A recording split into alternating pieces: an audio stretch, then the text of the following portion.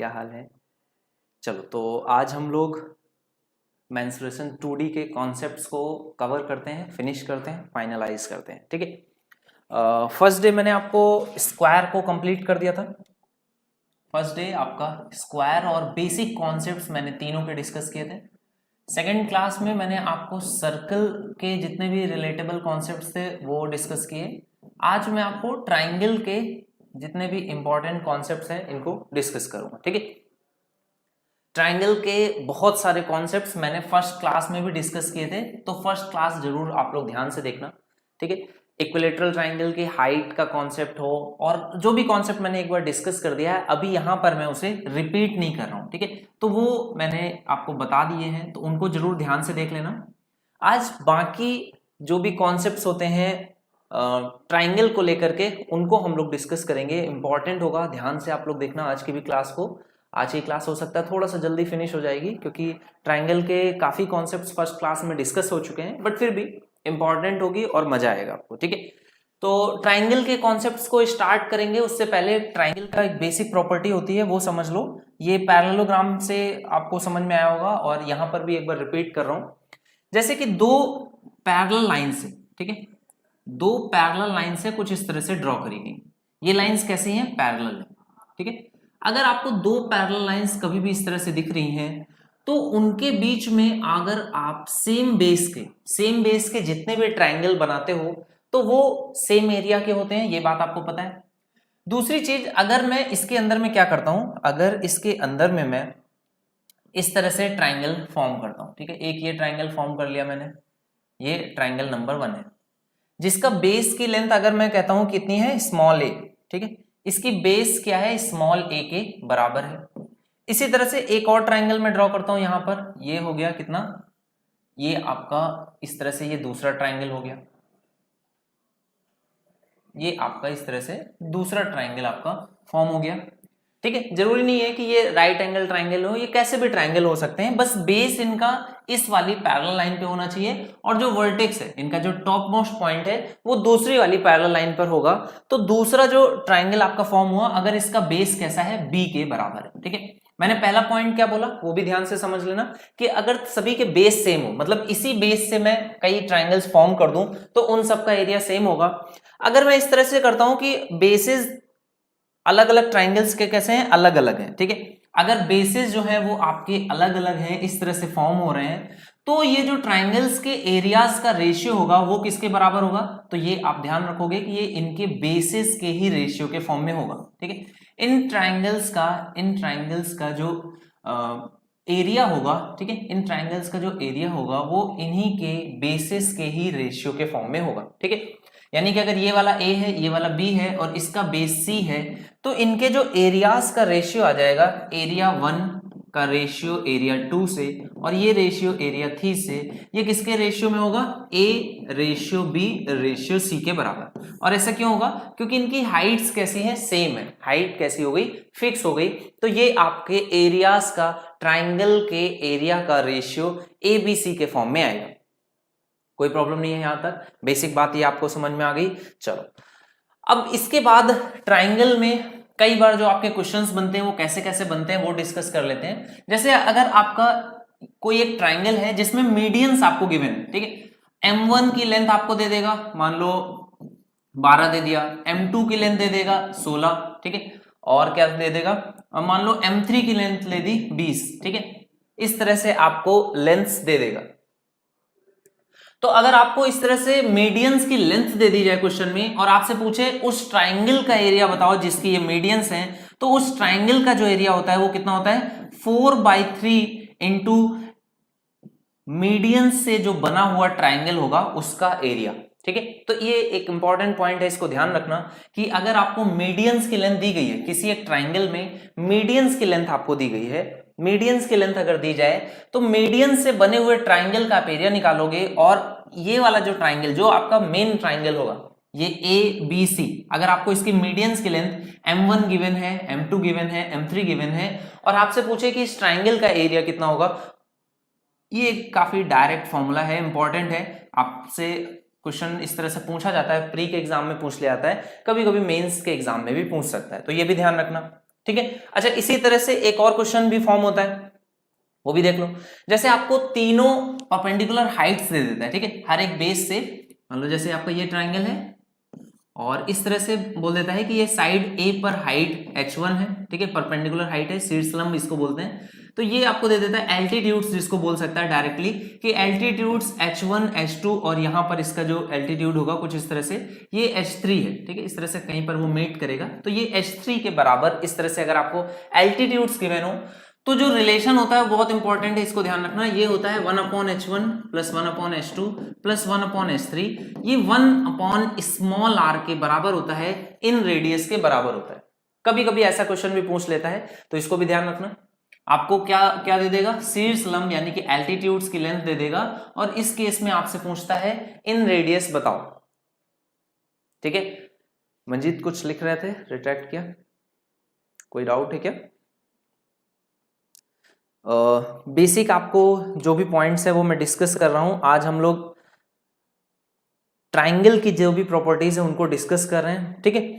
तो ये आपके बेसिक कुछ फॉर्मूलाज हैं जिनको आपको ध्यान रखना है। अगर आपको मीडियंस दिया हो तो मीडियंस से बने हुए ट्राइंगल का, ठीक है, उसका 4/3 करोगे तो वो आपका ओरिजिनल जो ट्राइंगल है उसका एरिया निकल आता है। अगर आपको शीर्षलंब यानी कि एल्टीट्यूड्स गिवन हो तो 1/h1 1/h2 1/h3 ये 1/r के बराबर होता है। एक ये क्वेश्चन आपका फॉर्म होता है, ठीक है।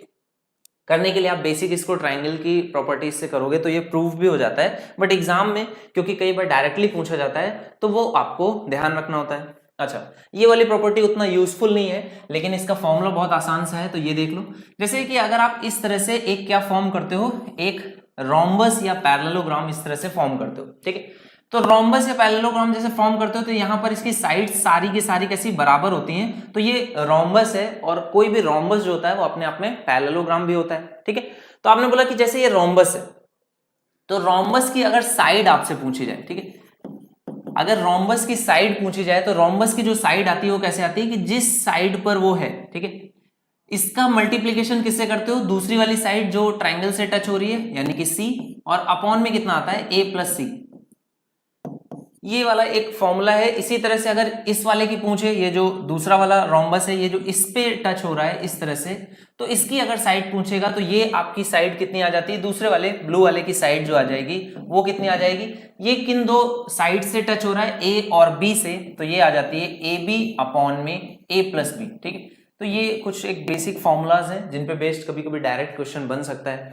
एक दो पॉइंट्स मैं और डिस्कस कर देता हूं, ठीक है। चलो, इसके बाद देखो ये पॉइंट इंपॉर्टेंट है और आसान सा भी है, आप लोगों को ध्यान भी रखना है। जैसे कि ये आपको एक ट्राइंगल दिया गया, कैसा ट्राइंगल है, राइट एंगल ट्राइंगल, ठीक है। राइट एंगल ट्राइंगल में 3 साइड्स होती हैं, 2 आपकी परपेंडिकुलर और बेस हो गई और एक हाइपोटेन्यूस।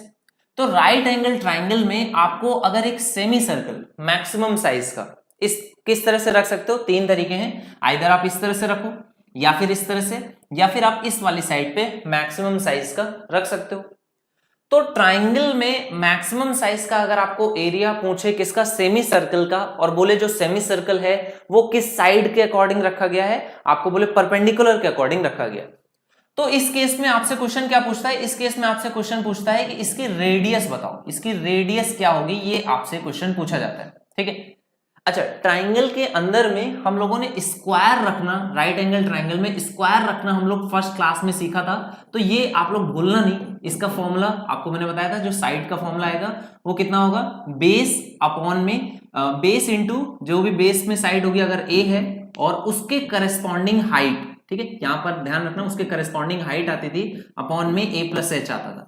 तो ये फॉर्मूलाज आपको भूलने नहीं है, जो बेसिक मैंने बताए हैं उनको ध्यान रखना है, ठीक है। तो यहां पर क्योंकि ये जो परपेंडिकुलर इसकी जो हाइट होती है इस बेस के अकॉर्डिंग दूसरी वाली साइड हो जाती है, तो इस तरह से इसका फॉर्मूला क्या बन जाता था, AB/में a+b।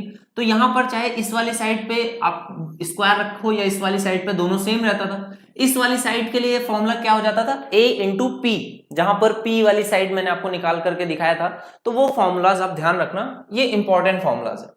अभी तक बाकी जो भी फॉर्मूलाज हैं वो कभी कभार क्वेश्चन इसमें बना है, तो इनको एक बार ध्यान रखोगे तो आपको मॉक टेस्ट वगैरह में भी थोड़ा हेल्प मिलेगी इससे बेस्ड क्वेश्चंस को करने में, ठीक है। अच्छा, यहां पर आ जाओ, तो इस क्वेश्चन को कैसे करोगे, तो अभी इस क्वेश्चन को करने के लिए डायरेक्टली कोई मेथड हो सकता है देख करके समझ में नहीं आ रहा हो, तो इसी क्वेश्चन को थोड़ा सा अब फिर से देखो। अब देखो यही क्वेश्चन था, सेम क्वेश्चन है आपका, राइट एंगल ट्राइंगल है, मैंने क्या किया, इसी का एक मिरर इमेज इस तरह से फॉर्म कर दी। जब आप इसकी मिरर इमेज इस तरह से ले लोगे तो अब आप कहोगे कि ये राइट एंगल ट्राइंगल है। ऐसे ही एक राइट एंगल ट्राइंगल मैंने लेफ्ट हैंड साइड में रख दिया, तो जब मैं इनको एक साथ जोड़ूंगा तो ये कैसा बन जाएगा, ये भी एक ट्राइंगल बनेगा। और ये क्योंकि यहां पर भी टच हो रही है, यहां पर भी टच हो रही है और यहां पर भी टच हो रही है, तो आप क्या बोलोगे कि ये जो होगा ये इन सर्किल की तरह वर्क करेगा।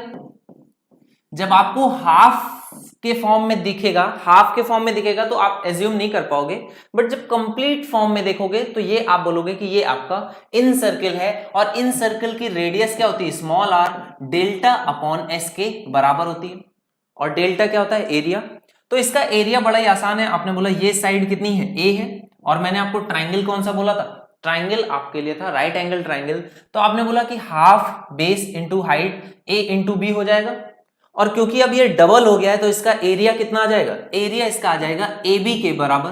अच्छा, सेमी पेरीमीटर कितना आएगा, आपने कहा पेरीमीटर कितना है पहले ये देखो, तो a plus A 2a, c plus C 2c, तो 2a प्लस 2c ये पेरीमीटर है। आपने बोला सेमी पेरीमीटर चाहिए तो ये हो जाएगा a प्लस सी के बराबर। तो ये आपका रेडियस का फॉर्मूला आ जाएगा, जिसको कि आपको याद नहीं रखना है, ये भी आप समझ गए होगे कि अगर इस तरह से हाफ आपको सर्कल सेमी सर्कल आपको देता है एक राइट एंगल ट्राइंगल में, तो इस हाफ सर्कल को आप फुल सर्कल बना लोगे। जैसे ही बनाओगे आपको देख करके समझ में आ जाएगा कि एरिया अपॉन में सेमी पेरीमीटर, एरिया कितना आएगा, हाफ ए बी का डबल करोगे तो ए बी आ जाएगा, और जो आपका पेरीमीटर है 2a प्लस 2c, इसका हाफ कर दोगे तो ये हो जाएगा a प्लस सी के बराबर। यहां तक कोई डाउट नहीं है, यहां तक बात समझ में आ रही है। तो आपने कहा ये आप रेडियस निकालने के लिए ये एक तरीका हो गया। तो अगर यही बेस पे होगा, यही ट्राइंगल अगर बेस पे फॉर्म किया जाए इस तरह से, ठीक है, तो बेस पर आप फॉर्म करोगे तब क्या करोगे, तो भी आपको वही सेम चीज करनी है जो आपने अभी थोड़ी देर पहले की। दो ऐसे ही ट्राइंगल्स को एक साथ रख लोगे, दो ट्राइंगल्स को जैसे ही आप एक साथ रखोगे तो अब ये क्वेश्चन भी आसान हो जाएगा। अब इसको भी करने का तरीका क्या रहेगा, आपने कहा जो आर होता है वो क्या होता है, डेल्टा अपॉन एस के बराबर, और डेल्टा यहां पर कितना हो जाएगा, तो आपने कहा डेल्टा ऐसे हो जाएगा एरिया, हाफ ए बी होता, फिर से डबल कर दिया है तो ये हो जाएगा ए इंटू बी, अपॉन में सेमी पेरीमीटर कितना आएगा, आपने कहा पेरीमीटर देखो तो b प्लस बी 2b और c प्लस सी 2c, तो यहां पर हाफ करोगे तो ये कितना आ जाएगा, b प्लस सी के बराबर, तो ये आपकी रेडियस आ जाएगी। यहां तक भी कोई प्रॉब्लम नहीं होगी। लेकिन जब आप इसको हाइपोटेनस के अकॉर्डिंग रखते हो, हाइपोटेनस के अकॉर्डिंग जब रखते हो तो यहां पर जब आप इसका इसी तरह से अगर बनाने की कोशिश करोगे तो क्या होगा ना कि ये आपका ट्राइंगल नहीं बचेगा, ये एक स्क्वायर हो जाएगा। और स्क्वायर होने के साथ साथ फिर वहां पर वो किस तरह से मीट करता है वो काफी डिपेंड करेगा। थोड़ा सा हो सकता है यहां पर टच कर रहा है वहां पर ना भी टच करे। तो इस केस में आपको इसके बारे में, इस वाले क्वेश्चन को सॉल्व करने के लिए अगर आप ट्राइंगल के अंदर में हो तो बहुत आसान तरीका है। आपने कहा कि ये वाला जो ट्राइंगल है, ये जो सेमी सर्कल इसके अंदर बनाया जा रहा है, इसके बारे में थोड़ा सा ध्यान से देखोगे तो आपने कहा यहां पर देखो तो ये इसकी रेडियस होगी, है ना, और यहां पर भी इसकी रेडियस होगी। और आपने कहा कि इस पॉइंट पर अगर ये दोनों रेडियस हैं तो ये आपका जो एंगल होगा ये 90 डिग्री का फॉर्म होता है। यहां पर ये भी एंगल 90 डिग्री का है क्योंकि ये भी टेंजेंट इस तरह से टच होगा, ये 90 है, ये भी 90 है, तो आपने कहा राइट एंगल ट्राइंगल में ये भी 90 के बराबर होगा, चारों एंगल्स 90 होंगे। और ये वाली रेडियस है क्योंकि, और ये भी रेडियस है, तो आपने कहा इसी तरह से देखेंगे तो ये भी क्या है, रेडियस है, और ये भी साइड क्या है, इतनी पार्ट, ये भी रेडियस के बराबर है। तो बेसिकली यहां पर रेडियस के साइज का एक स्क्वायर फॉर्म हो रहा है। तो आपने कहा अगर रेडियस के साइज का स्क्वायर फॉर्म हो रहा है तो स्क्वायर का साइड लिखने के लिए एक ट्राइंगल में अगर हम लोग मैक्सिमम साइज का स्क्वायर फिक्स करते हैं तो उसका आपको पता है लिखने के लिए कैसे करते हैं। आपने कहा इसके अंदर में क्या करते हैं, जो भी बेस पर उसको रखा गया उसकी लेंथ, तो आपने कहा बेस यहां पर अगर a को मानेंगे तो a, और उसके करस्पॉन्डिंग आपने हाइट देखा तो ये क्या हो गई, b हो गई, अपॉन में इन्हीं दोनों का सम a प्लस b, तो यही आपकी रेडियस आ जाती है एक राइट एंगल ट्राइंगल पे। जब आप सेमी सर्कल को किसके अकॉर्डिंग, हाइपोटेनस के अकॉर्डिंग फिक्स करोगे तो ये आपकी रेडियस आ जाएगी। कोई प्रॉब्लम नहीं है, कोई किसी को डाउट नहीं है, इजी क्वेश्चन है, समझ में आ रहा है, यहां तक कोई समस्या नहीं है, ठीक है। तो ये आपने कौन कौन से पॉइंट्स डिस्कस कर लिए। एक ट्राइंगल में पहली चीज कि पैरेलल होंगे साइड्स, तो उनके बीच में सेम रहता है। मीडियंस के केस मैंने आपको बता दिया, अगर आपको हाइट गिवन होगी, डायरेक्टली तीनों एल्टीट्यूड्स गिवन होंगे तो स्मॉल आर से रिलेशन, पैरेललोग्राम वाला उतना इंपॉर्टेंट नहीं है। इसके बाद तीनों साइड्स पे अगर आप सेमी सर्कल इस तरह से फिक्स करोगे तो कैसे सॉल्व करेंगे, यहां तक मैंने डिस्कस कर दिया। इसके बाद ये क्वेश्चन भी आपको बहुत ही आसानी से आप समझ सकते हो, कर सकते हो। देखो यहां वाले क्वेश्चन में क्या किया जा रहा है, ठीक है। देखो इसके बाद यहां पर क्या किया जा रहा है, यहां पर क्वेश्चन में कुछ इस तरह से बोल रहा है कि जैसे इसको परपेंडिकुलर राइट एंगल ट्राइंगल में इस वाली साइड से, जैसे यहां पर अगर हम लोग क्या करें कि एक परपेंडिकुलर इस तरह से ड्रॉ कर दें, ठीक है, इस तरह से अगर परपेंडिकुलर ड्रॉ कर दें और यहां वाली परपेंडिकुलर को टच करते हुए दो सर्कल्स इस तरह से बना दिए जाए, ये वाले सर्कल जो कि इस साइड को भी टच करें और इस साइड को भी टच करें। ये एक नेक्स्ट केस है कि इस तरह से अगर क्वेश्चन पूछा जाए तो कैसे क्वेश्चन को सॉल्व करोगे। तो यहां पर ये चीज ध्यान रखना कि अब आपका क्वेश्चन जो होगा वो दो राइट एंगल ट्राइंगल्स में इस तरह से ब्रेक हो जाएगा, दो राइट एंगल ट्राइंगल्स, और दो राइट एंगल ट्राइंगल्स में आपसे दोनों में से जिसकी भी पूछा जाए, आपको रेडियस पूछ रहा है तो ये आप कैसे फिर से वही बेसिक फॉर्मूला लगा दोगे। यहां पर आपको फर्स्ट क्लास में मैंने बताया था कि अगर ये साइड कितनी है, ये साइड b के बराबर, अगर ये साइड b के बराबर है, इस साइड की लेंथ अगर b है तो आपको ये वाली जो साइड आती है सिर्फ इतना पार्ट, ठीक है, कितना पार्ट, यहां तक, ये मिड जहां पर ये परपेंडिकुलर टच होता है, इतने पार्ट की जो लेंथ होती है ये b स्क्वायर बाई सी होती है। ये आप लोग ध्यान रखना, बी साइड वाला जो इतना हिस्सा होता है उसकी लेंथ बी स्क्वायर बाई सी, जो ए साइड वाला हिस्सा होता है इसकी लेंथ ए स्क्वायर बाई सी होती है, और इन्हीं दोनों को जब आप जोड़ोगे बी स्क्वायर प्लस ए स्क्वायर हो जाएगा, सी स्क्वायर बाई सी करोगे तो सी आ जाएगा, यही आपकी हाइपोटेन्यूज है। तो ये जो फॉर्मूला है ये बहुत इंपॉर्टेंट है, इसको आप लोग ध्यान भी रखो कि बी स्क्वायर बाई सी, कई बार इतनी ही लेंथ भी पूछ लेता है आपसे क्वेश्चन में, कई बार ऐसा होगा कि आपने ये राइट एंगल ट्रायंगल फॉर्म हुआ, इतनी ही लेंथ पूछ रहा है कि यहां से ऐसे परपेंडिकुलर डाला गया तो AC की लेंथ बताओ, या ये पॉइंट बोल देगा P है तो इसकी लेंथ बताओ, तो ये होती है बी स्क्वायर बाई सी, ये ध्यान रखना। इसके बाद यहां पर एक चीज और ध्यान रखना कि इसकी लेंथ कितनी होती है, ये जो P जिसको हम लोग बोलते हैं, इस P की लेंथ होती है AB बाई सी, ठीक है। तो ये आपकी जो P की लेंथ होती है ये कितनी होती है, AB बाई सी, इसके मैं नाम दे देता हूं ABC है, यहां पर पॉइंट O दे देता हूं, ठीक है। तो आपने कहा OC की जो लेंथ होती है वो कितनी होती है, AB बाई सी, AC की जो यहाँ पर पॉइंट O है, AO की लेंथ होगी ये आपकी आ जाएगी B स्क्वायर बाई सी, आपकी जो BO की लेंथ होगी ये हो जाएगी A स्क्वायर बाई सी। आपने कहा ये तीनों साइड्स आपको अगर याद है तो इसके आगे क्वेश्चन बड़े आसानी से आप कर सकते हो।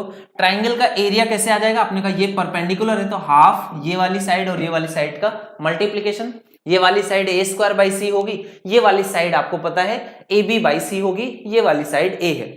तो आप सेमी पेरीमीटर भी निकाल सकते हो और ट्राइंगल का एरिया भी निकाल सकते हो। तो इस तरह का क्वेश्चन अगर आपसे पूछा जाए तो परेशान नहीं होना, यहाँ पे मैंने सिर्फ आपको फॉर्मूला बताया है, बाकी चीज आप इसको करोगे तो आसानी से सॉल्व हो जाएगा। इसके बाद एक और टाइप है जो कि आपका ट्राइंगल के अंदर में पूछा जा सकता है, इंपॉर्टेंट है, इसको भी समझ लो, ठीक है। अच्छा, इससे पहले आपको इसमें एक बेसिक सी चीज रहती है, जैसे कि आप जब इसका इनर रेडियस निकालते हो राइट एंगल ट्राइंगल्स के केस में, ठीक है, राइट एंगल ट्राइंगल्स के केस में एक इनर रेडियस निकालने का डायरेक्ट तरीका भी रहता है। एक तो आप ये वाला निकाल सकते हो, एक और तरीका क्या रहता है, आप अगर चाहो तो a plus B minus C by 2 इससे भी अप्लाई कर सकते हो, ठीक है। तो इससे भी अप्लाई करोगे तो भी आपका आंसर आ जाएगा, क्योंकि आप राइट एंगल ट्राइंगल्स में अगर डील कर रहे हो तो राइट एंगल ट्राइंगल्स में a plus B minus C by 2 ये वाला तरीका भी आप कर सकते हो, ठीक है। यहां पर तो ये पूरा का पूरा उसके इनर साइड में नहीं था, यहाँ के बाद पूरा का पूरा इनर साइड था, तो यहाँ के बाद आप अप्लाई कर सकते थे, ठीक है। तो इसकी रेडियस आपकी कितनी आ जाती, ये इस वाले ट्राइंगल के लिए a plus B minus C by 2 उस तरह से भी आप कर सकते थे, है ना। दोनों तरीके से आप क्वेश्चंस को कर सकते हो, क्योंकि इनर रेडियस निकालने के लिए आपके कई तरीके रहते हैं। इनर रेडियस का एक तरीका ये रहता है ना, a plus B minus C by 2, तो ये वाला फॉर्म भी आपको है। ये कब अप्लाई होता है, सिर्फ और सिर्फ राइट एंगल ट्राइंगल्स के केस में। तो ये वाला फॉर्म जो निकल करके आता है उससे आप काफी चीजें हेल्प मिल जाएगी, कई क्वेश्चंस इस तरह से किए जा सकते हैं। यहां वाले में जैसे ये क्वेश्चन तो बड़ी आसानी से उसी तरीके से किया जा सकता है, क्योंकि तीनों साइड्स को टच कर रहा है ना। यहां पर हाफ के केस में नहीं, लेकिन जब आप फुल वाला ट्राइंगल बना ले रहे थे जैसे कि ये वाला है, तो इसमें तीनों साइड्स को क्योंकि टच कर रहा है, ये वाली साइड, ये वाली साइड, ये वाली साइड, तो इसके बाद इसकी जो रेडियस है वो a plus B minus C by 2 perpendicular plus base minus hypotenuse by 2 करके भी आप निकाल सकते हो। ठीक है, दोनों की जब आप लेंथ निकालोगे तो वो सेम आएगी। आप ऐसा कोई भी ट्राइंगल अगर आपको क्वेश्चन में मिलता है तो आप दोनों तरीकों से करना, आपका आंसर आ जाएगा। इसमें एक क्वेश्चन ये इस तरह से फॉर्म होता है जिसमें कि आपको बोलता है कि कोई भी ये जैसे कि राइट एंगल ट्राइंगल है, इसमें आपने दो इस तरह से सेम साइज के सर्कल्स को फिट किया, जैसे कि ये आपके सामने क्वेश्चन है। इसमें पूछता है कि इसकी रेडियस क्या हो सकती है, इसको आपको बताना है, किस साइड के अकॉर्डिंग फिट किया है, ये आपको क्वेश्चन में दिया होगा। जैसे कि बीसी के बराबर दिया होगा, तो बीसी के बराबर अगर पुट किया है आपने दो सेम इस तरह से कंप्लीट सर्कल्स को, तो इनकी रेडियस कैसे निकालेंगे वो आपको देखना है।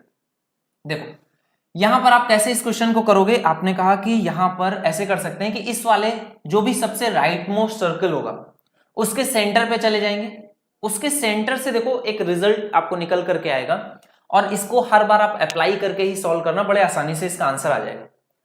क्योंकि ये राइट एंगल ट्राइंगल है तो पूरा इसका एरिया कितना होगा, आपने कहा हाफ ए इंटू बी, बेस कितना है ए, आपने कहा हाइट कितनी है बी, ये इसका एरिया आने वाला है। इस एरिया को मैं तीन पार्ट्स में ब्रेक कर सकता हूं। कौन कौन से तीन पार्ट्स में ब्रेक कर सकता हूं, तो मैंने कहा देखो एक पार्ट तो ये हो जाएगा, क्योंकि राइट मोस्ट मैंने सर्कल लिया है, तो राइट मोस्ट सर्कल से मैं अगर इस तरह से इसके टुकड़े करूंगा तो ये तीन टुकड़ों में मैं ब्रेक कर सकता हूं। कौन कौन से तीन टुकड़े होंगे, ये देखो, आपने कहा ये इस तरह से तीन फॉर्म्स में ब्रेक हो जाएगा, और तीनों के लिए आप बड़े आसानी से क्वेश्चन को सॉल्व कर सकते हो, तो ये आपका आंसर आएगा। तो आपने बोला तीनों टुकड़े तो बन गए, तीसरा वाला टुकड़ा कौन सा है जो बचा हुआ है, ये आपका तीसरा टुकड़ा हो गया। ठीक है, तो ये आपके तीन टुकड़े हो गए। अब इसके बाद आप इसको कैसे करोगे, इसके बाद करने में कुछ भी नहीं बचा है, तीन ट्राइंगल ही फॉर्म हुए। तो एक ये वाला अगर मैं ट्राइंगल को देखूंगा, अगर मैं इस ट्राइंगल को देखूं तो इस वाले ट्राइंगल के इसमें इसकी हाइट कितनी है, तो आपने कहा इसकी हाइट जो है वो स्मॉल आर के बराबर है, क्योंकि ये जो ये जो सर्कल होता है ये कैसे टच करता है, परपेंडिकुलर टच करता है, यानी कि यहां पर राइट एंगल ट्राइंगल फॉर्म होता है। आपने कहा ये एंगल अगर 90 डिग्री है तो मैं इसको कैसे कह सकता हूं, हाफ में बेस कितना है a इंटू आर, ये इस वाले ट्राइंगल का एरिया हो जाएगा।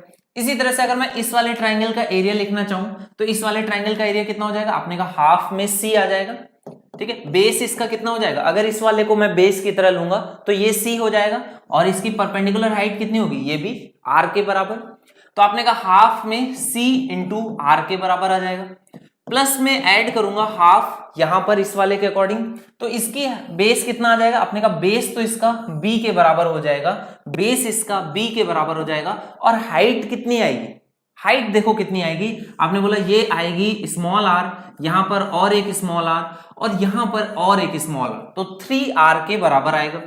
तो ये आपका एरिया आ जाएगा इसका, इसका और इसका, ये तीन पार्ट्स से इन तीनों पार्ट्स का एरिया का जब सम करोगे और बराबर हाफ ए बी के करोगे तो देखो रिजल्ट क्या आएगा, हाफ से ये हाफ कट जाएगा, यहां पर ए सी है, ठीक है, ए और सी आएगा और 3b आएगा, तो आपने कहा a प्लस सी प्लस 3b और मल्टीप्लाई किससे, r से, बराबर हो जाएगा a इंटू बी के।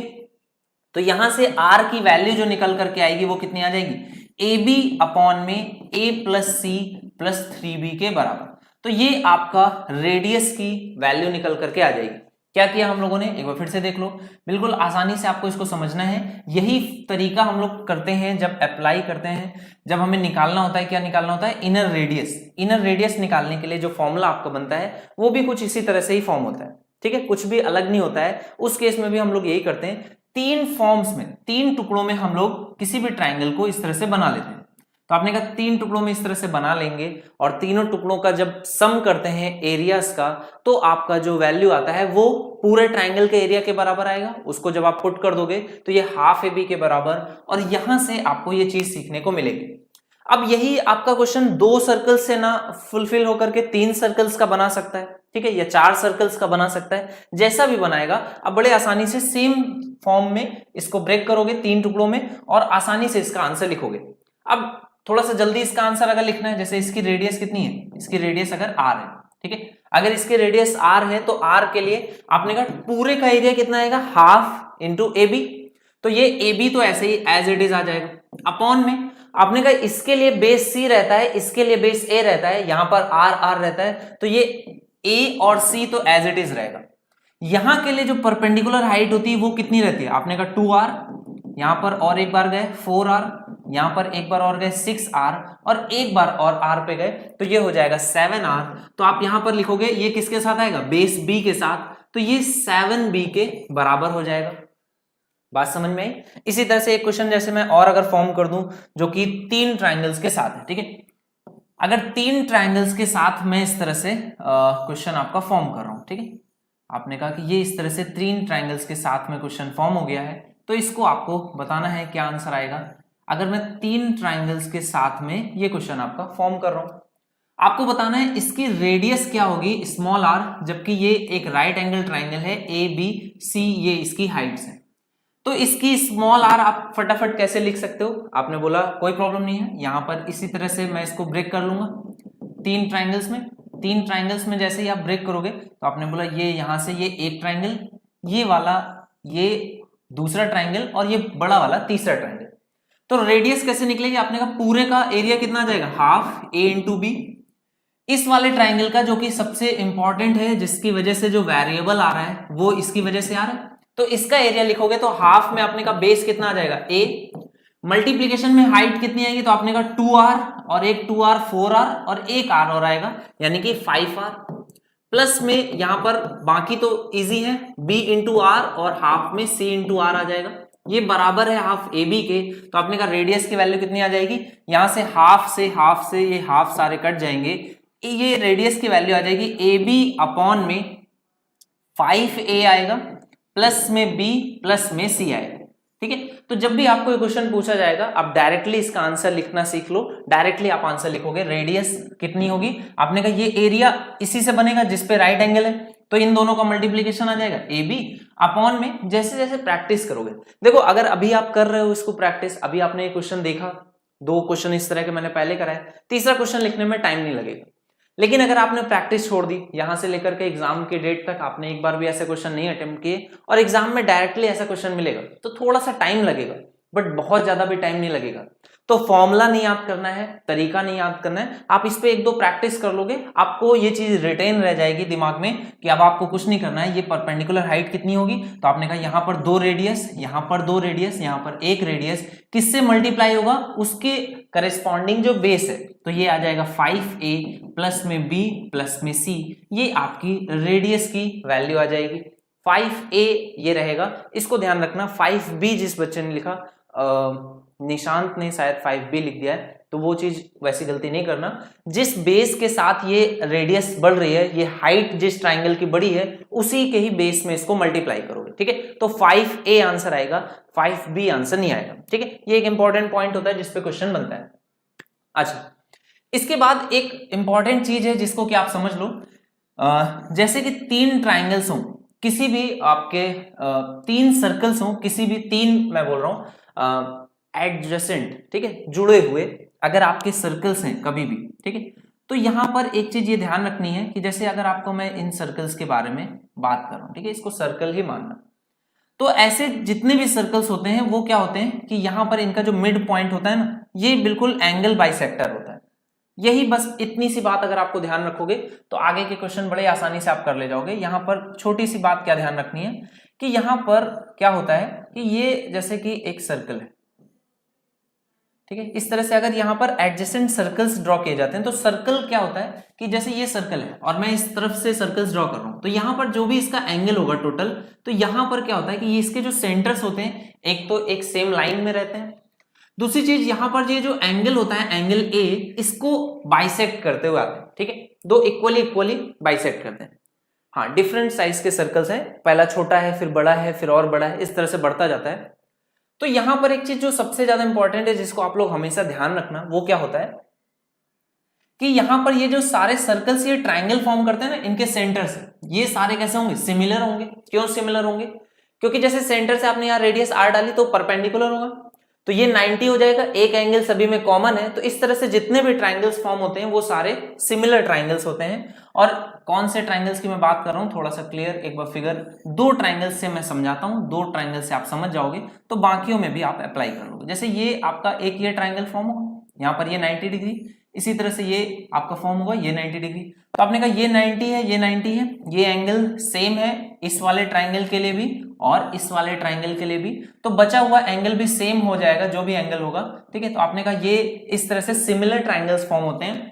तो सिमिलर ट्राइंगल्स फॉर्म होते हैं इस वजह से क्या होता है, अगर इसकी R1 और इसकी R2 हो तो इसी तरह से अगर तीन ट्राइंगल हो गए मान लो, ठीक है, तीन ट्राइंगल हो गए तो यहां पर क्या होता है कि जिस रेशियो में ये बढ़ता है उसी रेशियो में नेक्स्ट आपके सर्कल्स बढ़ते हैं। तो इनकी जो रेडियस होता है उनमें क्या रिलेशन रहता है, जो सबसे छोटा वाला है, जैसे अगर ऊपर वाले से मैं लेता हूं, यहां से लेता हूं, ये R1 है, ठीक है, ये R2 है और ये R3 है। तो इनमें जो रिलेशन रहता है वो क्या रिलेशन रहता है, R1 अपॉन में R2 ये बराबर रहेगा R2 अपॉन में R3 के। तो ये कौन सा रिलेशन है, ये ज्योमेट्रिक प्रोग्रेशन का रिलेशन है, यानी कि इनमें एक कॉमन मल्टीप्लिकेशन होगा, ठीक है, कॉमन नंबर से मल्टीप्लिकेशन होता जाएगा। ये आपका जो रिलेशन आता है बीच वाले नंबर का स्क्वायर फर्स्ट और थर्ड नंबर के मल्टीप्लिकेशन के बराबर रहता है, ये आपका ज्योमेट्रिक प्रोग्रेशन का रिलेशन है, बहुत ज्यादा इंपॉर्टेंट है। और जनरली ये ट्राइंगल में इस तरह से दे देता है कि तीन सर्कल्स हैं जो कि एक दूसरे को टच कर रहे हैं, एक दूसरे को टच करते हुए इस तरह से जा रहे हैं। तो इस केस में आपकी जो मिड वाली रेडियस है वो पूछ लेगा, फर्स्ट और थर्ड की रेडियस दे सकता है, या फर्स्ट और सेकंड की दे देगा, थर्ड पूछ सकता है, ऐसा कुछ क्वेश्चन में पूछ सकता है, ठीक है। हाँ, R2 की जो वैल्यू हो जाएगी वो अंडर रूट में आप लिख सकते हो R1 R3 के बराबर, ठीक है। अच्छा, दूसरी चीज इंपॉर्टेंट क्या है, अगर यहां पर ये राइट एंगल इक्विलेटरल ट्राइंगल है, अगर यहां पर ये इक्विलेटरल ट्राइंगल है तो इक्विलेटरल ट्राइंगल में जो ये आपका कॉमन रेशियो होता है ना ज्योमेट्रिक प्रोग्रेशन में, वो 1/3 के बराबर होता है, ठीक है, वो 1/3 के बराबर होता है। इसका क्या मतलब होता है वो भी समझ लो। अगर ये 1/3 के बराबर होता है तो जो R की वैल्यू है, यहां पर अगर बड़े वाले ट्राइंगल की वैल्यू कितनी है, R दी गई है, तो छोटा वाला जो ट्राइंगल R2 होगी ये कितना हो जाएगा, R/3, ठीक है। जो छोटा वाला ट्राइंगल आपको R2 ये वाला बनाया है ये R/3 हो जाएगा, और जो उससे भी छोटा ट्राइंगल है ना वो कितना हो जाएगा, R3 जो हो जाएगा वो R/9 के बराबर होगा। ये बात आपको याद रखनी है। अगर आपका कोई भी ऐसा ट्राइंगल जिसमें एंगल कितना है 60 डिग्री के बराबर है, अगर एंगल 60 डिग्री के बराबर है तो यहां पर ये जो रेडियस, ये जो रेशियो होता है ये किससे हो जाता है, 3 के कॉमन रेशियो में हो जाता है। अगर आपको ये वाली छोटी वाली रेडियस दे दी जाए, बड़ी वाली पूछे तो इसका 3 गुना यहां पर आएगा, ये वाली दे दी जाए ये पूछे ये भी 3 गुना होगा, सबसे छोटी वाली देखे सबसे बड़ी वाली पूछे 9 गुना होगा, सबसे बड़ी वाली दे करके सबसे छोटी वाली पूछे 1/9 हो जाएगा। बात समझ में आ गई आपने, बिल्कुल इस पे बेस्ड क्वेश्चंस आते हैं, पूछे जाते हैं, इसीलिए इस रिजल्ट को आप याद रखोगे। खास बात क्या है, सबसे पहली चीज कोई भी ट्राइंगल हो, कुछ भी ट्राइंगल हो, यहां पर डिसाइडेड नहीं है कि राइट एंगल है इक्विलेटरल है, कोई भी ट्राइंगल हो, ये वाला जो रिजल्ट है R1 upon R2 is equal to R2 upon R3, ये सभी के लिए वैलिड है, ऑल केसेस में ये वैलिड है। ये आपको क्या बताता है कि जो R1 है, R2 है, R3 है, वो किस में होते हैं, ज्योमेट्रिक प्रोग्रेशन में रहते हैं, पहली चीज। दूसरी चीज यहां से आपको क्या ध्यान रखनी है, अगर आपको ये वाला एंगल, जिस एंगल के आपके जो फेस है उस पे ये ट्रायंगल्स, ये आपके सर्कल्स फिट किए जा रहे हैं, अगर ये एंगल 60 डिग्री के बराबर, अगर आपको क्वेश्चन में दे देता है कि ये एंगल कितना है 60 डिग्री के बराबर है, तो इनमें जो रेशियो रहेगा वो बिल्कुल करेक्ट आपने बोला, वेरी नाइस, ये 139 के रेशियो में रहेगा। जो इनकी रेडियस है, रेडियस में जो रेशियो रहेगा वो 139 रहेगा। तो अगर आपको कभी 9 की वैल्यू दे दी जाए तो ये कितना होगा 1/3, और ये कितना होगा इसके कंपैरेटिवली 1/9, या आपको ये वैल्यू दे दी जाए, ये पूछे तो इसका 3 टाइम्स, अगर ये दे करके ये पूछे तो 9 टाइम्स। ये कब होगा, सिर्फ और सिर्फ तब होगा जब ये वाली वैल्यू कितनी है 60 डिग्री, यानी कि जो एंगल है वो 60 डिग्री के बराबर है। तो अगर आपको कोई डायरेक्टली बोल दे कि इक्विलेटरल ट्राइंगल है, तो उसमें डायरेक्टली आप समझ जाना, क्योंकि इक्विलेटरल ट्राइंगल है तो तीनों के तीनों एंगल्स कैसे होते हैं, अगर ये इक्विलेटरल ट्राइंगल है तो तीनों के तीनों एंगल्स अपने आप ऑटोमेटिक 60 डिग्री हो गए, तो उसको अलग से बोलने की जरूरत नहीं है। आपका ये वाला अगर 1 होगा तो इसकी रेडियस 3 हो जाएगी, इसकी रेडियस 9 के बराबर आ जाएगी। तो ये जो डायरेक्ट रिजल्ट है इंपॉर्टेंट है इक्विलेटरल ट्राइंगल के केस में, इसको भी आपको ध्यान रखना है, 139 का रेशियो रहता है। इस पे बेस्ड क्वेश्चंस पूछे जा सकते हैं। अगर इक्विलेटरल ट्रायंगल नहीं दे रहा है तो राइट एंगल ट्रायंगल दे सकता है, और यहाँ पर एंगल कितना, ये वाला एंगल 30 दे देगा, ये 90 है वो ऑटोमेटिक 60 हो जाएगा। फिर से वही सेम चीज आपसे बन सकता है, क्वेश्चन में पूछ सकता है, ठीक है। अच्छा इसके बाद और क्या है, ये वाला तो हो गया।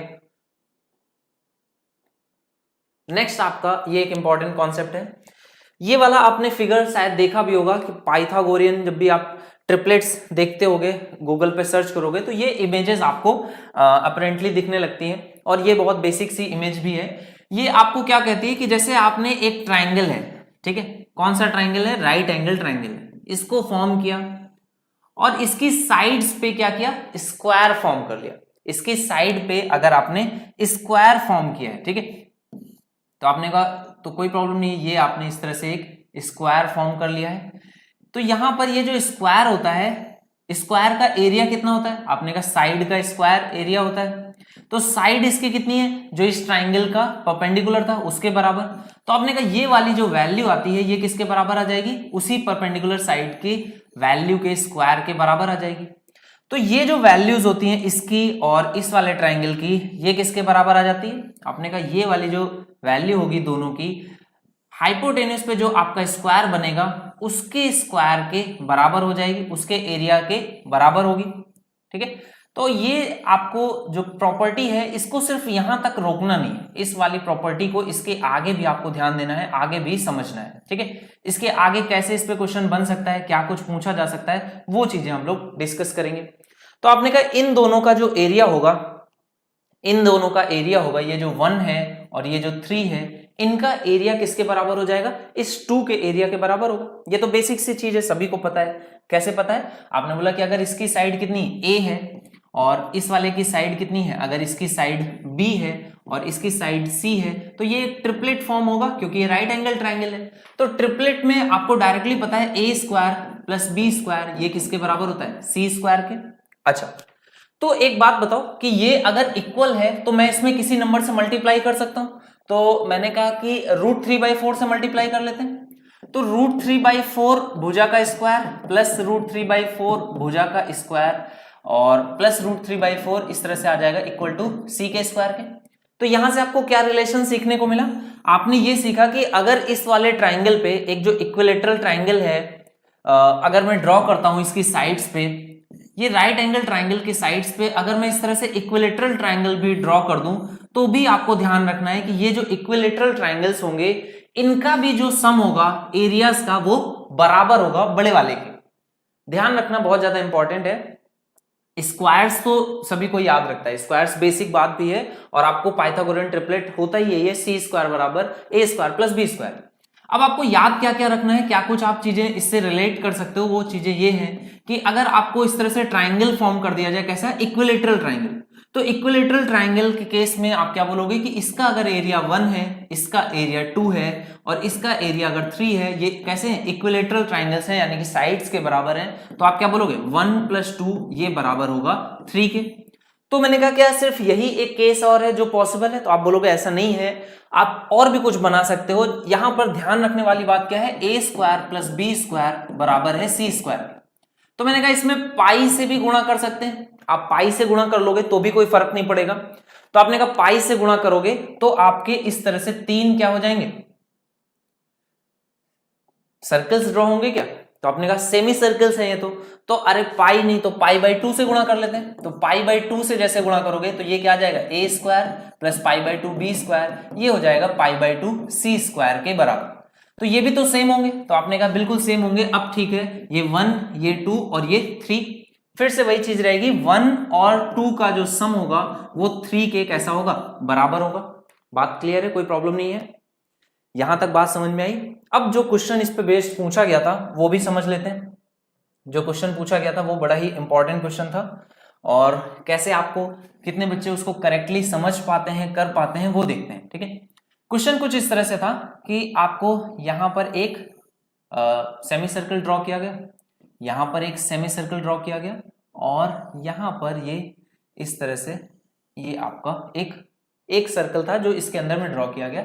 आपसे पूछा गया था कि ये अगर ये शेडेड पार्ट जो है इसका एरिया आपको बताना है। बहुत सारे लोग इसको डायरेक्टली फॉर्मूला के फॉर्म में ही याद रखते हैं, जैसे भी आप याद रखते हो उससे मतलब नहीं है, फाइनल मैटर जो करता है वो रिजल्ट मैटर करता है। अगर आपको याद रहता है एग्जाम के डेट तक तो बहुत अच्छी बात है, बाकी अगर आप समझ लेते हो तो बहुत अच्छे से आप इसको रख सकते हो। क्वेश्चन क्या था? क्वेश्चन ये था कि अगर आप आपका सेमी सर्कल कौन सा है, जो ए बी और इस तरह से ए बी और सी है, तो एक ए बी पर एक सेमी सर्कल है जो इस तरह से है, बाकी तीनों साइड्स पे बोला गया सेमी सर्कल्स हैं, ठीक है। तो ये वाला जो पार्ट बच रहा है उसका एरिया आपसे क्वेश्चन में पूछा गया, तो ये आपको बताना है। कैसे निकालोगे? अब इस क्वेश्चन को देखो, इस वाले क्वेश्चन को आपको सॉल्व करना है। तो आपने कहा कि अभी तो एक चीज पढ़ी थी, वो क्या चीज पढ़ी थी कि ये वाला जो सेमी सर्कल है और ये वाला जो सेमी सर्कल है उसका एरिया किसके बराबर होता है? ये वाला जो आपका सर्कल है उसके बराबर होता है। तो आपने कहा इस वाले केस में देखो क्या क्या हो रहा है, ठीक है, यहां वाले केस में क्या कुछ पूछा जा रहा है उसको आप थोड़ा सा ध्यान दो, ठीक है। तो आपने कहा यहां वाले केस में एक तो ये एरिया है, ठीक है, ये एरिया अगर मैं 1 दे देता हूं, ठीक है, और ये इस तरह से ट्राइंगल है, ये वाला एरिया कितना है 2 है, और इस वाले ट्राइंगल पे यहां पर आपने कहा क्योंकि ये कैसा राइट एंगल ट्राइंगल है तो ये इस तरह से आपका सेमी सर्कल ड्रॉ हो रहा है। तो आपने कहा यहां पर बेसिकली आपको क्या निकालना है, तो आपने कहा अगर मैं इसको इस तरह से करता हूं कि ये इस पार्ट को मैं नाम दे देता हूं 4, ठीक है, तो अगर मैं इस पूरे को निकालूंगा तो पूरे की वैल्यू कितनी आएगी 1 + 2 + 4, ठीक है। अच्छा 1 और 2 की जो वैल्यू है वो किसके बराबर है? आपने कहा वो 3 के बराबर है। यहां वाले केस में इस पूरे का एरिया देखो, तो यहां पर आपने क्या किया बेसिकली, ये जो यहां पर जो फॉर्म कर रहे थे हम लोग उसको अगर मैं 3 नाम देता हूं तो यहां पर देखो क्या है, एक तो 3 है और 3 में क्या हो रहा है, ये वाला जो एरिया है वो इंक्लूडेड है। तो बेसिकली अगर मुझे इस पार्ट को निकालना है कि ये वाला पार्ट कितना है, ये वाला पार्ट, ठीक है, तो ये कैसे निकाल सकता हूं 3 - 4 करके, ठीक है। ये वाला पार्ट की जो वैल्यू है जिसको मैंने शेड किया है ये 3 - 4 होगा, ठीक है। तो अगर आप कहो कि इस 4 को अब यहां पर लेने की नीड नहीं है, मैं सिर्फ और सिर्फ इसको देखूं, इतने पार्ट को, तो ये 1 + 2 है, और आपको एक चीज पता है कि 1 + 2 जो है वो 3 के बराबर है। तो बेसिकली आपको यहां पर क्या करना है, इस 1 + 2 में से यही वाला एरिया तो निकालना है। तो आप क्या करोगे, 1 + 2 में से जैसे ही इस वाले पार्ट को निकालोगे 3 - 4 को, तो ये आपको दिखेगा कि 3 जो है वो 1 + 2 के बराबर है, माइनस से माइनस मल्टीप्लाई होकर के प्लस हो जाएगा। तो ये जो एरिया आपसे पूछा गया है ये बेसिकली आपका ये इनर सर्कल, ये जो इनर ट्राइंगल है इसी का एरिया आपसे पूछा जा रहा है, ये इसी का एरिया आपको बताना है, ठीक है। तो ये आपका जो एरिया आएगा वो कितना आ जाएगा, ये यही वाला आपका जो राइट एंगल ट्राइंगल है इसी का एरिया आपको निकालना है, यही क्वेश्चन है आपका, ठीक है। क्वेश्चन काफी अच्छे से घुमा फिरा करके पूछा जाएगा, बट आपसे क्वेश्चन जो पूछ रहा है वो सिर्फ और सिर्फ आपको इसी ट्राइंगल का एरिया बताना है और कुछ भी नहीं।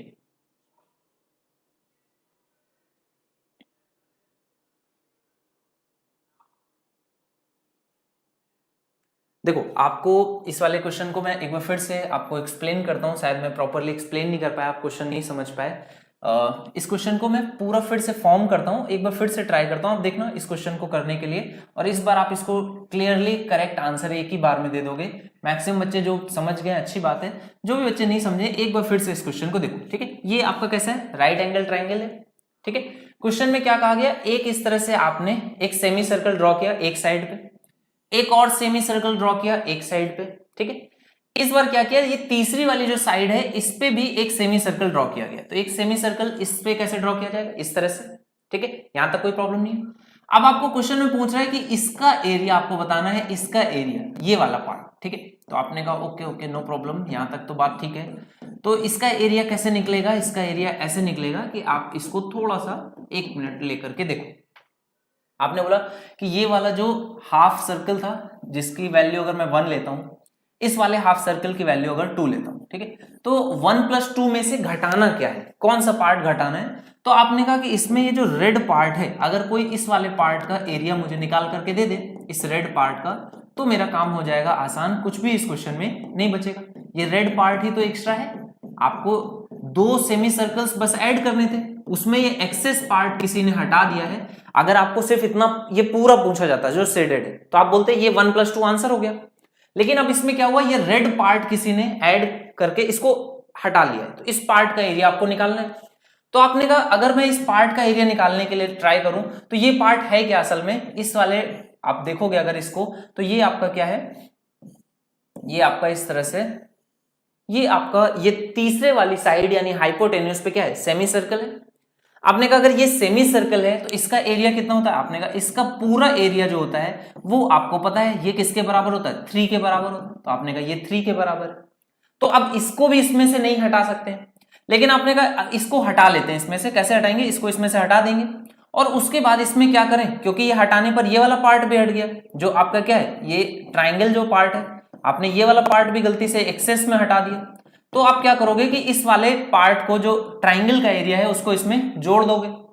और अब देखो क्या है, 1+2 में से जो 3 घटा रहे हो, तो 3 और 1+2 कैसे हैं, बराबर है। तो आपका जो आंसर आ जाएगा वो कितना आ जाएगा, इसी ट्राइंगल के एरिया के बराबर।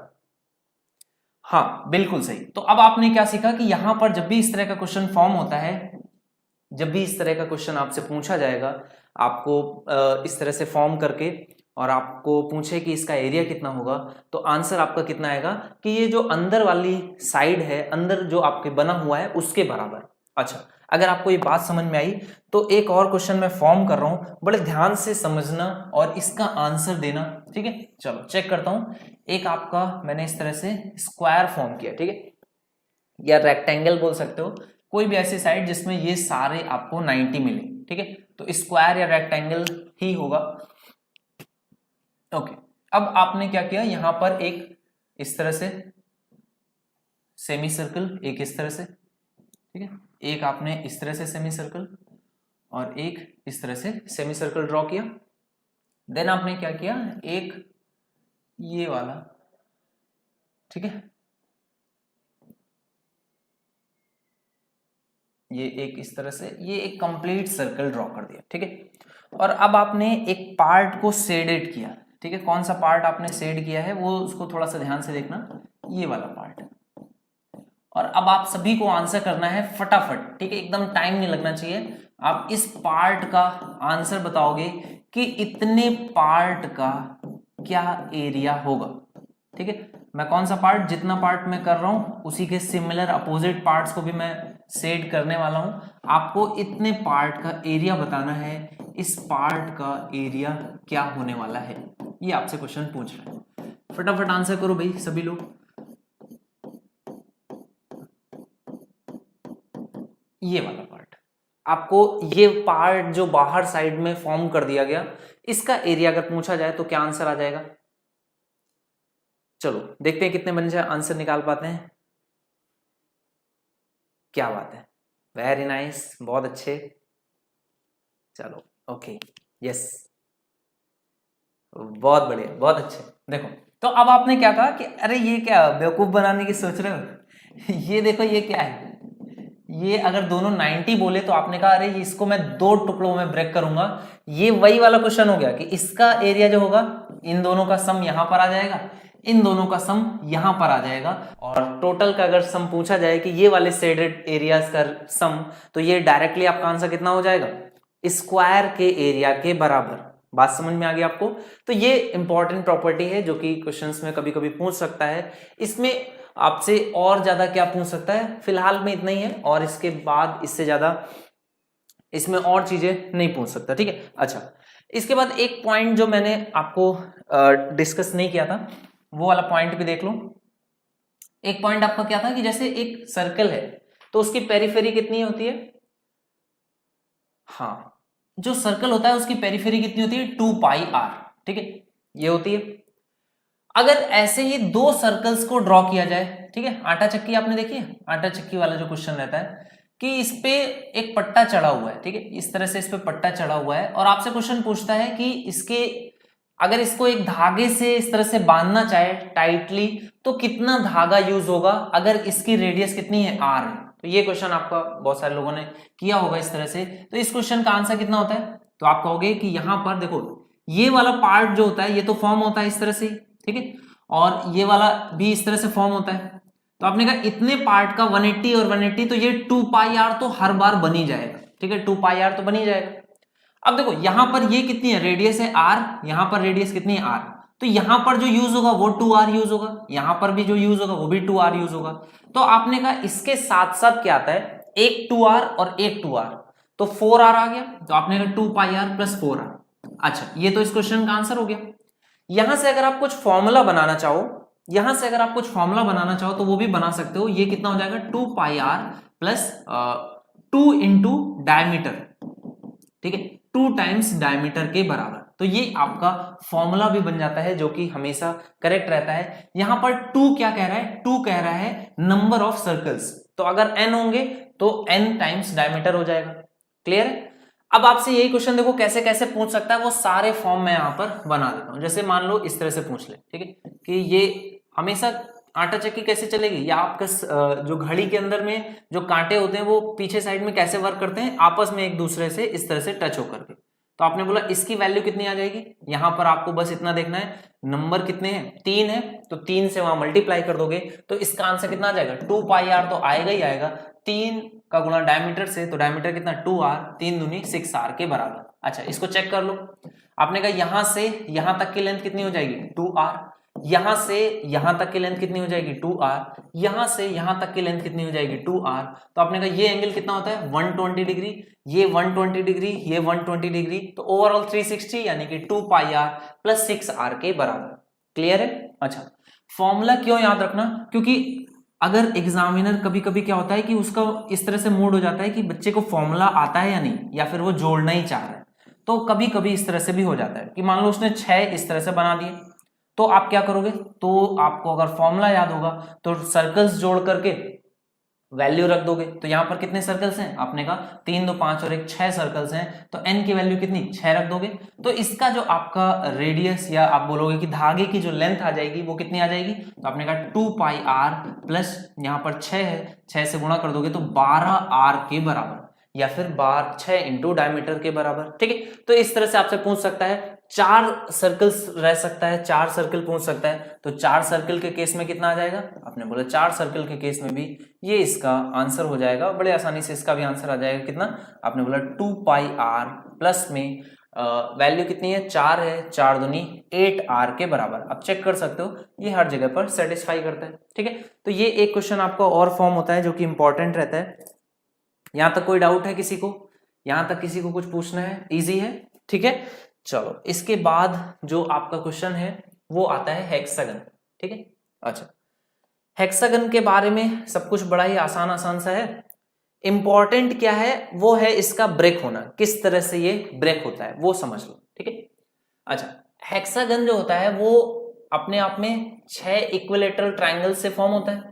कौन कौन से 6 इक्विलेटरल ट्रायंगल, अगर मैं इसका सेंटर इस तरह से ड्रॉ करूं, ठीक है, अगर मैं इसका सेंटर यहां पर मानूंगा तो इससे 2 तरह के सर्कल्स में ड्रॉ कर सकता हूं। एक ऐसा सर्कल, क्योंकि ये रेगुलर हेक्सागन है, अगर ये रेगुलर हेक्सागन है तो आप क्या बोलोगे कि यहां पर से इस तरह से मैं आगे बढ़ूंगा, तो ये वाला जो इसका सर्कम रेडियस हो गया उसकी लेंथ कितनी आ जाएगी। तो आपने बोला इसको यहां से देखोगे तो ये कितनी है, ये साइड की डबल होता है मिड में, तो ये आपको ऐसे ही देखना है कि इसकी जो रेडियस है वो कितनी है। आपने कहा इसकी रेडियस a के बराबर, यहां पर जो इसकी साइड है वही उसकी रेडियस भी है, तो रेडियस जो सर्कम रेडियस है वो a के बराबर रहती है।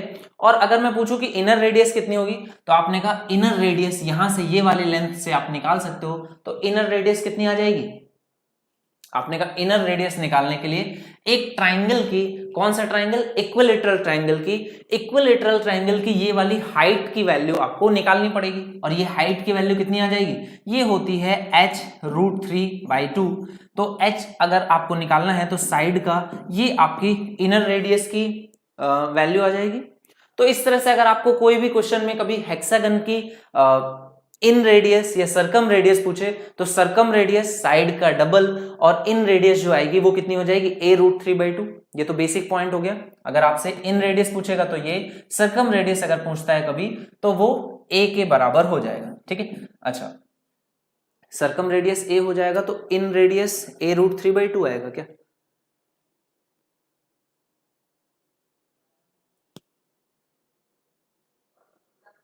नहीं यार ये तो बड़ी वैल्यू हो जाएगी।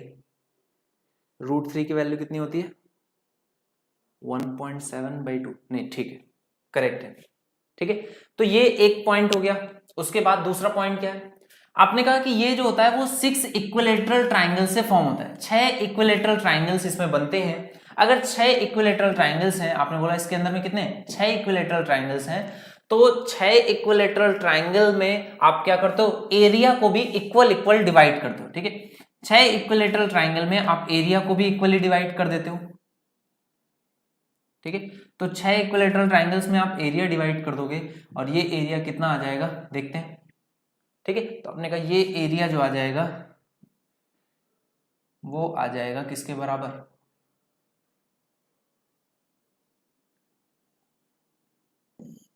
अगर मैं इसको 6 इक्वल पार्ट्स में ब्रेक करता हूं तो ये एरिया 1 1 1, यहां पर 1 और ये 1। ठीक है, इस तरह से 6 इक्वल पार्ट्स में ब्रेक हो जाता है। अच्छा, इसको और कैसे कैसे ब्रेक कर सकते हैं, जैसे मैं इसी के पैरेलल यहां पर एक साइड इस तरह से ड्रॉ करूं। ठीक है, तो यहां पर अब आप इसको 3 पैरेललोग्राम्स, इस तरह से 3 इक्वल पैरेललोग्राम्स में भी ब्रेक कर सकते हो। तो इन तीनों का भी जो एरिया होता है वो भी कितना होता है, 1 1 1 के बराबर होता है। यहां तक बात क्लियर है? तो आपने कहा एक तो इस तरह से ड्रॉ किया जा सकता है, ठीक है, और एक इस तरह से भी ड्रॉ किया जा सकता है, जहां पर ये क्या है, ये उसका मिड पॉइंट ही है। थोड़ा सा ये इस जगह पर आ गया, ये यहां पर इसी तरह से आएगा। ठीक है, तो तीनों के जो एरियाज होंगे वो इक्वल इक्वल रहते हैं। ठीक है, इसके बाद फर्दर इसको ब्रेक किया जा सकता है। तो कहीं से भी आप अगर इसको मिड इस तरह से मीट करोगे तो ये हाफ इक्वल पार्ट्स में ब्रेक होगा। अगर इस पॉइंट से कहीं पे भी इसको मीट करोगे तो ये हाफ इक्वल पार्ट्स में ब्रेक हो जाता है। इसके बाद और इस पे बेस्ड और फ्रैक्शन अगर किया जाएगा तो उस पे बेस्ड एक दो क्वेश्चंस हैं, वो भी आप देखना। तो ये स्क्वायर हेक्सागन को किस तरह से ब्रेक करते हैं वो है। इसी तरह से जो आपका ऑक्टागन होता है, ऑक्टागन कैसे बनता है, ऑक्टागन का एरिया कितना होगा, हेक्सागन का एरिया कितना हो जाएगा, हेक्सागन का एरिया क्योंकि 6 इक्विलेटरल ट्राइंगल्स होते हैं तो 6 टाइम्स √3/4 साइड का स्क्वायर, ये इसका एरिया आता है। ठीक है, अगर आपसे एरिया पूछा जाए किसका, हेक्सागन का, तो ये होता है 6 टाइम्स √3/4 भुजा का स्क्वायर। इसी तरह से अगर आपसे ऑक्टागन का पूछता है तो ऑक्टागन का एरिया कितना आएगा, तो ऑक्टागन जो बनता है वो कैसे बनता है, किसी भी साइड स्क्वायर को अगर हम लोग इस तरह से कट कर दें। ठीक है, आपसे क्वेश्चन उल्टा भी पूछ लेता है कभी कभी, तो ध्यान रखना, अगर किसी भी आप स्क्वायर को इस तरह से कट करते हो कि यहां पर इस तरह से 3 पार्ट्स में, ठीक है, तो जब आप स्क्वायर को कट करते हो तो इस तरह से जब कट करते हो तो ये आपका एक ऑक्टागन फॉर्म होता है। ये ऑक्टागन अगर आपको गिवन है तो आपको ऑक्टागन का इनर एंगल पता है कितना होता है, 135। कैसे आता है, n-2 पाई अपॉन में n से, n की वैल्यू कितनी 8 है, तो 8 रखोगे, 8 - 2 6/8, ये हो जाएगा 3/4 पाई। तो इसकी वैल्यू निकाल लोगे 1/4 45 का आप इसको घटाओगे 180 में तो ये 135 आ जाएगा। तो इसका इनर एंगल 135 होता है, तो ये एंगल कितना हो जाएगा 45। अगर ये एंगल 45 के बराबर होगा ओके सतीश, लूडो की तरह दिख रहा है क्या? तो कौन सा वाला लूडो दिख रहा तुम्हें तुम इस वाले लूडो की बोल रहे हो कि इस वाले को लूडो बोल रहे हो? मुझे तो कोई भी लूडो जैसा नहीं दिख रहा है ठीक है, तो देखो ये 45 हो जाएगा। तो आपने बोला अगर इसकी साइड को मैं a के बराबर लेता हूं, अगर इसकी साइड को मैं a के बराबर ले लेता हूं, तो अगर इसकी साइड a के बराबर है तो ये, क्योंकि रेगुलर हेक्सागन है, रेगुलर ऑक्टागन है, तो साइड्स कैसी होंगी, सारी बराबर होंगी, तो ये भी a होगी।